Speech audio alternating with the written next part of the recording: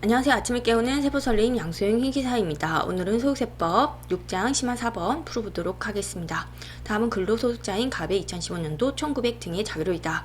이를 바탕으로 갑의 2015년도 공제 가능한 신용카드 소득 공제액을 계산하면 얼마인가?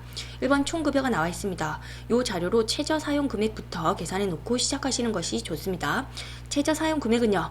총급여액의 몇 퍼센트? 25% 계산해 보시면 1200만원이 되는 거죠.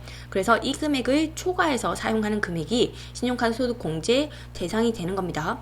그리고 총급여 같은 경우에 한도 계산할 때도 필요하죠. 총급여액의 20%와 300만원 둘 중 적은 금액이 한도가 되고요.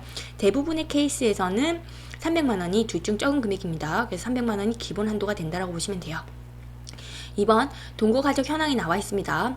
자, 신용카드 소득 공제 같은 경우에는 연령 요건 안 따지고요. 소득금액 요건은 따지는 거죠. 그리고 형제 자매가 사용한 부분이 있다면 그거는 신용카드 소득 공제가 되지 않습니다. 그래서 형제 자매가 아닌지 보시고요. 소득이 있는지 없는지를 파악하시면 돼요. 나이는 보실 필요가 없습니다. 1번 배우자 사업소득금액 80만원 있대요. 100만원 이하죠. 소득공제 대상이고요. 장남 소득 없고요. 장녀도 없고 모친도 소득이 없대요. 그러니까 전부 다 소득공제 대상이 되는 거죠. 다음 페이지 3번 신용카드 등 사용 내역이 나와 있습니다. 자, 사용자는 보실 필요가 없죠. 전부 다 소득공제 대상이고요.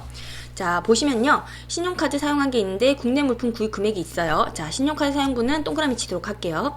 자, 현금 영수증 사용한 게 있는데 국내 물품 구입 금액이 있습니다. 전통시장 사용분이죠. 신용카드 외의 사용분은 전부 다 세모 치도록 하겠습니다. 그리고 전통시장 사용분은 추가 한도가 있죠. 전이라고 표시해 놓고요. 신용카드 사용한 게 있는데 국내 물품 구입 금액이고 사업소득의 비용이래요. 요거는 소득공제 대상이 아니죠. 직불카드 사용한 게 있는데 대중교통비래요. 자, 요거 세모 쳐놓고요. 그리고 대중교통비도 추가 한도가 있죠. 대라고 표시해 놓습니다. 그리고 신용카드 사용했고 대학 등록금 납부액이래요. 자, 교육비는 신용카드 소득공제 대상이 아닌 거죠. 자, 현금 영수증 사용했고 공제 대상 사설 학원비가 있습니다. 자, 교육비 중에서 사설 학원비 같은 경우에는 신용카드 소득 공제가 유일하게 되는 거죠. 자, 그래서 신용카드 소득 공제가 되는데 이거는 신용카드를 사용한 게 아니라 현금 영수증을 사용했죠. 세모를 치도록 하겠습니다.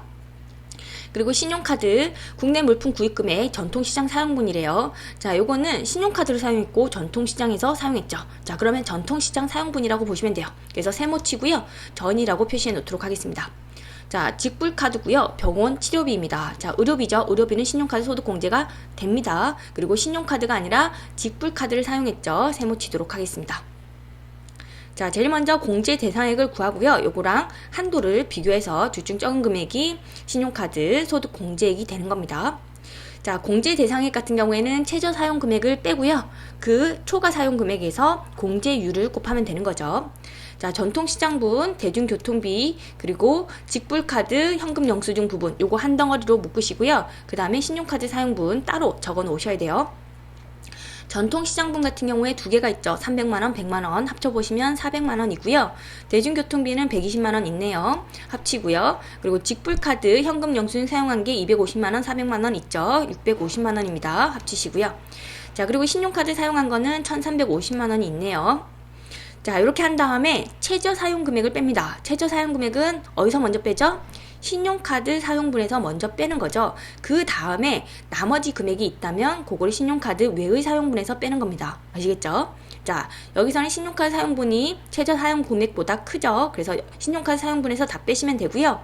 자, 신용카드 사용분 최저 사용 금액을 뺐습니다. 그 다음에 뭘 하죠? 공제율을 곱하시면 되겠죠. 공제율은요 15%가 되는 겁니다. 그리고 신용카드 외의 사용분은요 공제율이 몇 퍼센트죠? 30%가 되는 거죠.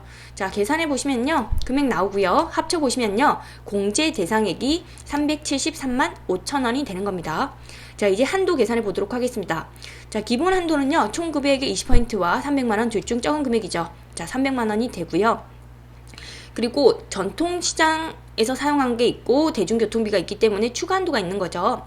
전통시장 사용분 400만원 곱하기 30% 하시고요. 요거랑 100만원 둘 중 적은 금액이 추가 한도가 되겠고 대중교통비도 마찬가지 대중교통비 120만원 곱하기 30% 그리고 100만원 비교하셔서 둘 중 적은 금액이 추가 한도가 됩니다. 그래서 한도 계산해 보시면요 얼마가 나오냐면 436만원이 나오는 거죠. 그래서 자, 공제 대상액과 한도 둘 중 적은 금액이 답이 되는 겁니다. 얼마죠? 373만 5천원. 요게 공제 가능한 신용카드 소득 공제액이 되는 겁니다. 자, 그래서 이 문제 같은 경우에는 신용카드 등 사용액 내역을 보시면요. 요거를 전통시장 사용분, 대중교통비, 직불카드 현금 영수증 사용분 이렇게 한 덩어리로 묶으시고요. 그 다음에 신용카드 사용분을 또 한 덩어리로 묶으셔야 돼요. 그 다음에 최저 사용 금액을 빼시고요. 그 다음에 공제율을 곱하시는 겁니다. 그래서 공제 대상액을 구해놓고요. 그리고 한도를 구하시는데 한도는 기본 한도 하고요. 전통시장분하고 대중교통비가 있다면 추가 한도까지도 고려를 하셔서 구하셔야 되는 겁니다. 아시겠죠? 자, 이것으로 세법 설레임 마치도록 하겠습니다. 수고 많으셨습니다.